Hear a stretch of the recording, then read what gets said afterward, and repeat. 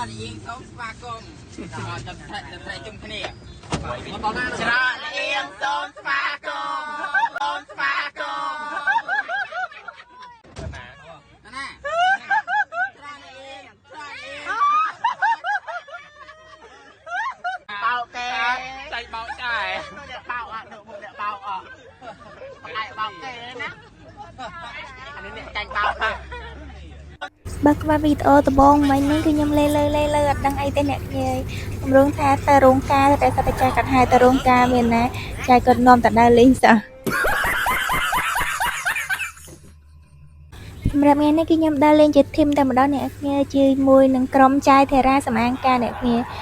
គឺសប្បាយខ្លាំងមែនតើឥឡូវយើងកំពុងតែធ្វើដំណើរទៅច្រកលៀងអ្នកគ្នាយកគេហៅយកអញ្ចឹងឥឡូវយើងមកដល់កន្លែងនេះឥឡូវចាយគាត់ចូលទៅទិញម្ហូបសម្រាប់ទុកយើងញ៉ាំបាយហើយយើង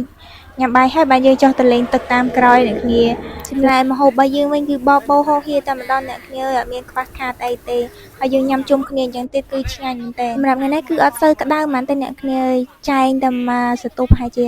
កន្លះម៉ោង1ម៉ោងអីហ្នឹងគឺចាប់ផ្ដើមភ្លៀងតែម្ដងឃើញមេឃយើងបើកថ្ងៃអញ្ចឹងតែថាចុះទឹកក្តៅអ្នកគ្នាអត់មានក្តៅទេគឺទឹកហ្នឹងគឺត្រជាក់គឺគួរឲ្យចង់លេងតែម្ដងហើយខ្ញុំអត់ទាន់បានចុះទៅលេងឡើយទេណាមើលបងតែគាត់ចុះលេងសិនទេអ្នកគ្នាតែថាតែខ្ញុំនឹងអង្គុយញ៉ាំអីសិននេះជាចាយម្ចាស់សម្អាងអ្នកគ្នាគឺចាយធេរ៉ាសម្អាងការអ្នកគ្នាហើយយើងចេញទៅវិញអ្នកគ្នាគឺធ្វើតាណាទៅផ្ទះវិញហើយដោយសារតែយើងលេងអស់ចិត្តអីដើរមួយពុកគាត់គឺ